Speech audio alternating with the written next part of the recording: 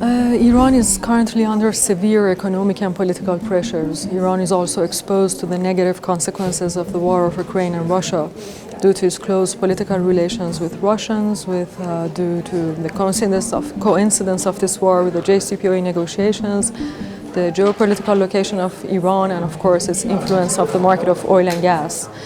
But whenever, however, we are talking about Iran, it's always about what is happening with its international relations. But we always forget about what is actually happening inside the country and what the people of the country really wants.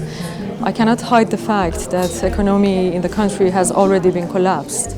In such a society, even if there was a hope for a quick improvement, for example, that the JCPOA is going to be agreed, which I don't think that it would happen soon, but I hope, even if there was this hope, we predict that investors would have come, comparing to 8 years ago, they would have they don't have much desire to come to the country as much as they had before because of instability in the whole region due to Iran's proximity, geographical proximity to Russia. So if we are going to talk about the obstacles of investment in MENA region, there are significant ones in this way.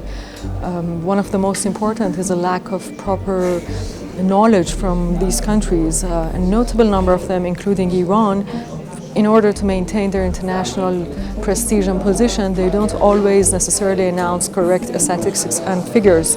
So when foreign companies come to Iran to do the investment, later they will face deep problems. For this, the role of private sector and the trust and confidence of the investing companies on private sector is highly essential. Unfortunately, the lack of this trust, which is mainly due to government's repressions on private sectors, is another obstacle. For example, when we thought that sanctions would be lifted from Iran, many companies came to the country to do scientific researches for months. But because there was no proper communication with private sector, and at the same time they were working in closed environments, not in the real heart of the society, so their information, although they spent lots of time and cost, but their information had many key gaps, and they were not even well aware of that. I call this lack of proper knowledge from what the region really needs. Another fundamental obstacle is the lack of investment security. Despite the high attractiveness and the abundance of profitable projects in the country, specifically MENA region and Iran that I'm talking about, but the investment security is very low and there are high risks often. Of course, if it was not because of these risks, development in this area would have also been achieved. But when we're talking about companies who want and who come to this region to do investment, they have to come with this knowledge and accept a series of risks, not to expect developed countries that we see this very often. All of this means uncertainty in return of capital. For this, therefore, there is a need for mutual and shared structure coming from both the government where the investment is coming from and the government where the investment is going to. That this common and mutual structure should assure the security of return of financing. Another main obstacle maybe the last point that I want to bold is the absence of common interests in MENA region countries.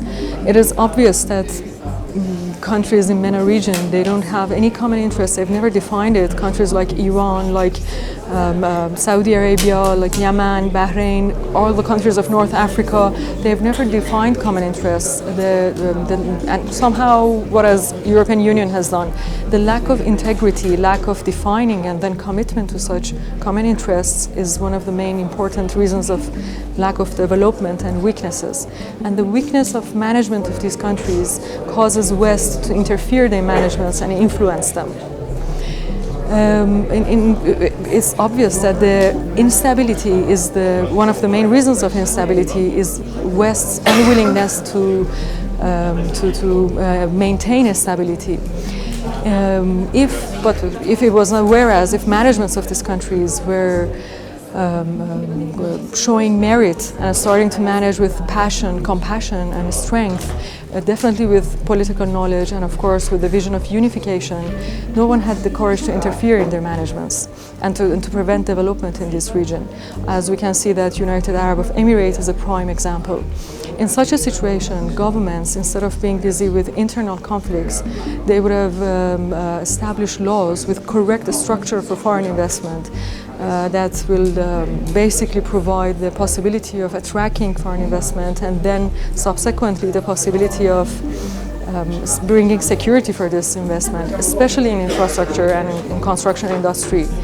But again, we see that these weak managements are also being chosen by the influence of West.